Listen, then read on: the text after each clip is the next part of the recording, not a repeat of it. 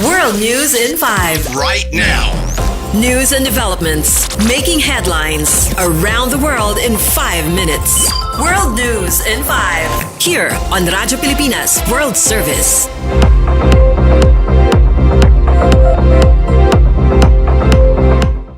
Good day to all of our listeners here on Radyo Pilipinas World Service. This is World News in 5 and I'm your host, Steph Vicente.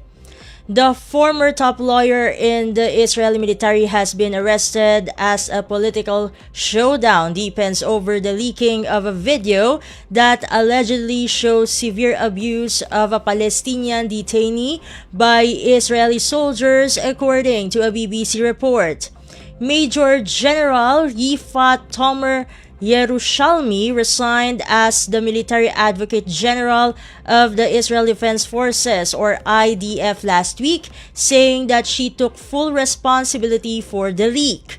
It could be recalled that she was reported as missing, with police mounting an hours-long search for her on a beach north of Tel Aviv.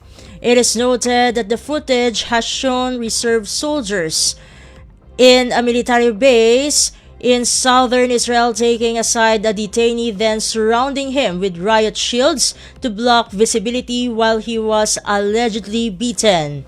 4 of the reservists wore black balaclavas to hide their faces as they appeared at a news conference outside the Supreme Court in Jerusalem, along with their lawyers who demanded the dismissal of their trial.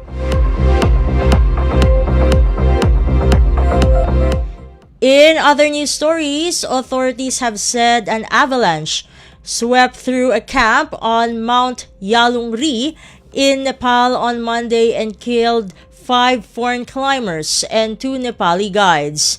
The CNN reported that 5 other people were hurt at the base camp, located at 4,900 meters or 16,070 feet, as stated by Armed Police Force spokesperson Shailendra Thapa. The nationalities and identities of the foreign climbers were yet to be confirmed. Weather has been deteriorating since last week in Nepal, with snowstorms reported on the mountains. Mount Yalungri is a 5,600 meter or 18,370 foot peak, a mountain for beginners with no previous experience in climbing high mountains. Nepal is home to 8 of the world's 14 tallest mountains, including Mount Everest. And finally, a powerful earthquake has rattled northern Afghanistan, killing more than a dozen people, injuring hundreds, and damaging one of the country's most beautiful mosques. According to a CNN report, families were jolted awake in the early hours of Monday when the 6.3 magnitude quake struck near Mazar-e-Sharif, one of the most populated cities in the north of the country, at a shallow depth of 28 kilometers or 17.4 miles.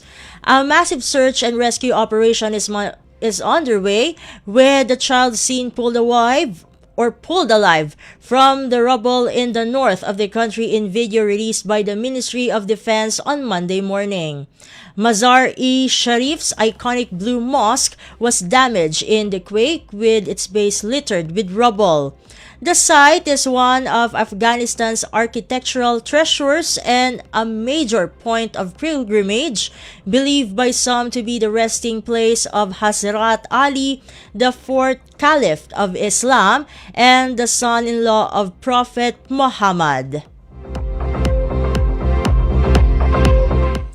And that concludes today's edition of World News in 5. For Radyo Pilipinas World Service, this has been Steph Vicente. Good day and stay safe, everyone. World News in 5. Right now. News and developments making headlines around the world in 5 minutes. World News in 5. Here on Radyo Pilipinas World Service.